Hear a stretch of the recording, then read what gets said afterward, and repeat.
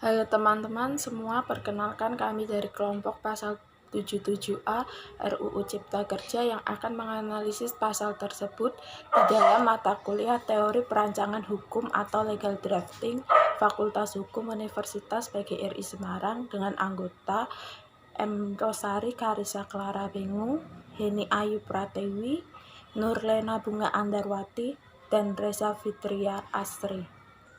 Nama saya Nurlena Bunga Andarwati, NPM 187100016. Nama Heni Ayu Pratiwi, NPM 187100039. Saya Reza Fitria Asri dari Fakultas Hukum, NPM 187100029. Saya M. Rosari Karissa Clara Bengu, NPM 187100034. Di sini kami akan mempresentasikan tentang menganalisis pasal 77A RUU Cipta Kerja. Dan ini tayangannya.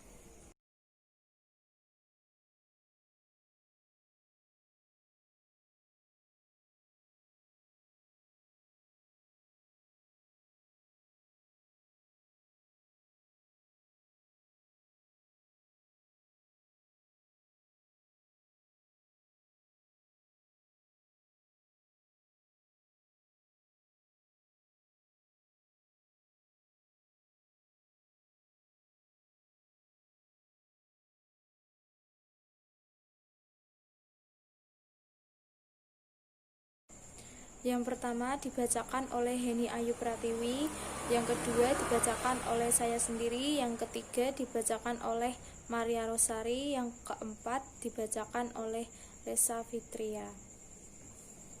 Ini saya akan menjelaskan pengertian Omnibus Law Cipta Kerja.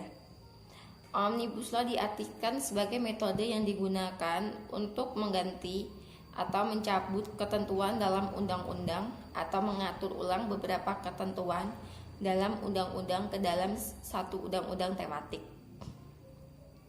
Menurut rancangan Undang-Undang Cipta Lapangan Kerja, Cipta Kerja yaitu upaya penciptaan kerja melalui usaha kemudahan, perlindungan, pemberdayaan usaha mikro, kecil, menengah (UMKM), peningkatan ekosistem investasi, kemudahan berusaha, investasi pemerintah pusat, dan percepatan proyek strategis nasional.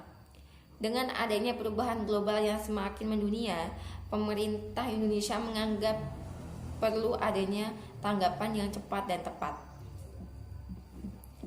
Hal ini dilakukan tanpa adanya reformasi kebijakan yang dianggap dapat membuat pertumbuhan ekonomi melambat.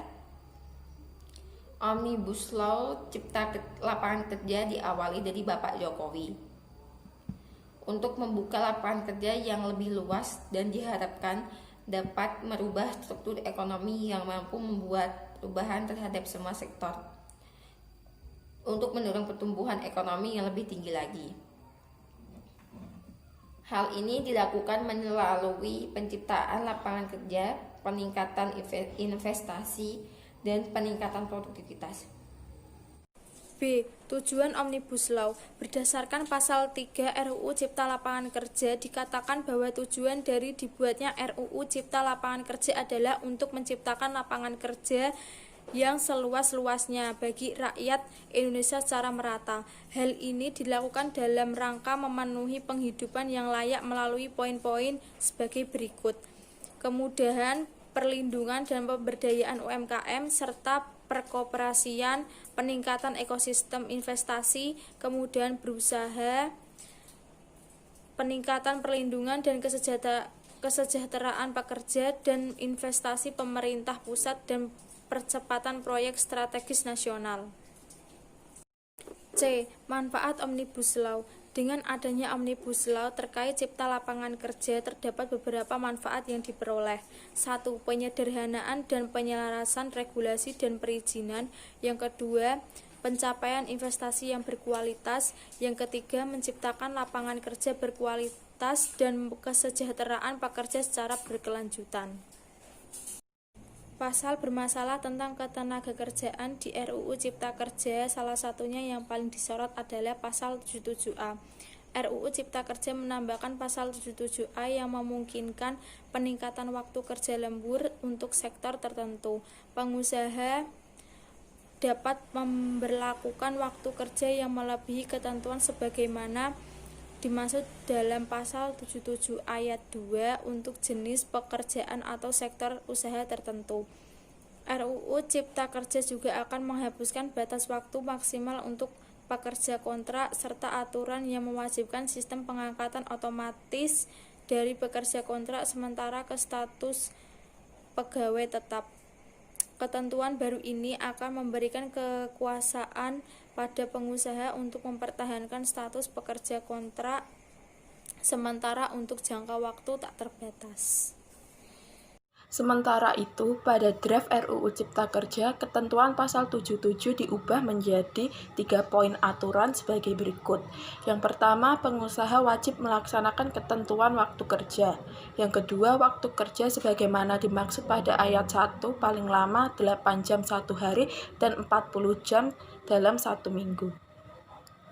Yang ketiga, pelaksanaan jam kerja atau buruh di perusahaan diatur dalam perjanjian kerja peraturan perusahaan atau perjanjian kerjasama. Kemudian, draft RUU Cipta Kerja memasukkan satu pasal baru yang dinamai pasal 77A, yakni sebagai berikut. Pengusaha dapat memberlakukan waktu kerja yang melebihi ketentuan sebagaimana dimaksud dalam pasal 77 ayat 2 untuk jenis pekerjaan sektor usaha tertentu. Yang kedua, waktu kerja sebagaimana dimaksud pada ayat 1 berdasarkan skema periode kerja. Dan yang terakhir, ketentuan lebih lanjut mengenai jenis pekerjaan atau sektor usaha tertentu serta skema periode kerja diatur dengan pengaturan pemerintah.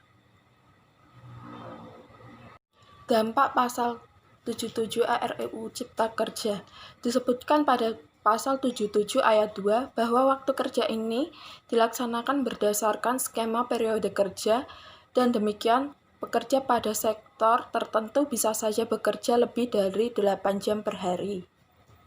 Dan yang kedua, kerja lembur biasanya bertujuan agar setiap target dan pekerjaan yang direncanakan dapat segera terselesaikan sesuai dengan batas waktu yang ditetapkan oleh perusahaan. Sekian dan terima kasih. Di sini saya akan menjelaskan tentang salah satu pasal yang bermasalah di RUU Cipta Kerja. Salah satunya adalah pasal 77A RUU Cipta Kerja sebagaimana dimaksud dalam pasal 77 ayat 2 untuk jenis pekerjaan atau sektor usaha tertentu.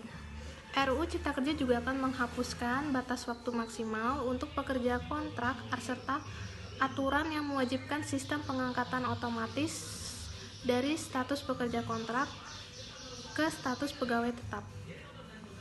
Ketentuan baru ini akan memberikan kekuasaan pada pengusaha untuk mempertahankan status pekerja kontrak sementara untuk jangka waktu tak terbatas. Tanggapan atau reaksi pro kontra terkait pasal 77A RUU Cipta Kerja menurut teman-teman dan saya. Menurut saya, pro-nya itu perusahaan yang memperkerjakan karyawan selama waktu kerja lembur. Sebaiknya perusahaan juga memberikan kesempatan kepada karyawan untuk istirahat secukupnya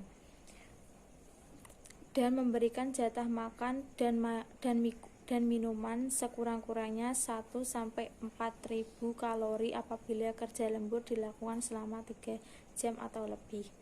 Yang kontranya, Omnibus Law bisa menambahkan beban regulasi jika gagal diterapkan dengan sifatnya yang mencakup lebih dari satu aspek yang digabung menjadi satu UU. Pembahasan pasal 77A RUU Ciptaker Omnibus Law dikhawatirkan tidak komprehensif. Pembahasan akan berfokus pada UU Omnibus Law dan melupakan UU yang akan dicabut akan menghadirkan beban regulasi lebih kompleks. Tanggapan saya pro dan kontra dalam RUU Cipta Kerja. Menurut saya sendiri itu pro, karena dapat dilihat dari sisi positifnya. Perubahan dalam RUU Cipta Kerja ini cukup efektif karena adanya perubahan waktu jam kerja di pasal 77A. Pengusaha dapat memberlakukan waktu kerja yang melebihi ketentuan yang dimaksud yaitu 8 jam 1 hari. Tetapi hanya untuk jenis perusahaan atau pekerjaan tertentu saja. Di draft RUU Cipta Kerja juga mengatur jam lembur yang lebih lama, asalkan pengusaha dapat mempekerjakan pekerja atau buruh. Asalkan pengusaha yang mempekerjakan pekerja atau buruh mendapat persetujuan pekerja atau buruh yang bersangkutan, sehingga nantinya tidak menimbulkan konflik baru di antara pengusaha dan pekerja. Dan nantinya waktu jam lembur yang diberikan kepada pekerja cukup efektif dan mendapat upah yang sesuai dengan waktu yang ditentukan oleh perusahaan itu sendiri. Menurut saya tentang RUU Cipta Kerja, yaitu Omnibus Law diyakini positif bagi pengembangan properti. Salah satu sisi positif dari tujuan RUU Omnibus Law adalah untuk menciptakan lapangan kerja bagi para pengangguran. Langkah pemerintah dalam menerapkan skema Omnibus Law makin terbuka lebar, bukan hanya dapat mengurai keruwetan peraturan yang ada, namun juga memberikan sejumlah dampak positif khususnya bagi perkembangan perekonomian nasional. Ditambah lagi, Omnibus Law secara khusus akan memperbaiki setiap regulasi di bidang ekonomi yang meliputi investasi pajak, pembangunan, juga ketersediaan lapangan pekerjaan.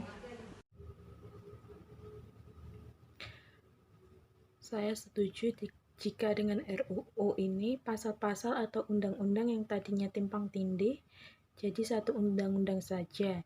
Dan saya setuju jika dengan adanya RUU ini membuka lapangan kerja baru bagi masyarakat dan membuka peluang untuk para investor asing dan memberi isyarat kepada dunia internasional bahwa Indonesia terbuka untuk bisnis dan menghapus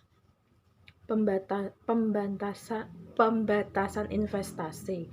Tetapi alangkah lebih baiknya jika direvisi ulang, bukan untuk merubah semua, hanya perlu merevisi pasal-pasal yang menyinggung tentang sumber daya alam dan sistem kerja upah dan lain-lain. Mungkin sampai di sini dulu presentasi dari kelompok kami. Bila ada pertanyaan atau mungkin kalian yang masih belum paham bisa ditanyakan melalui grup WA ya.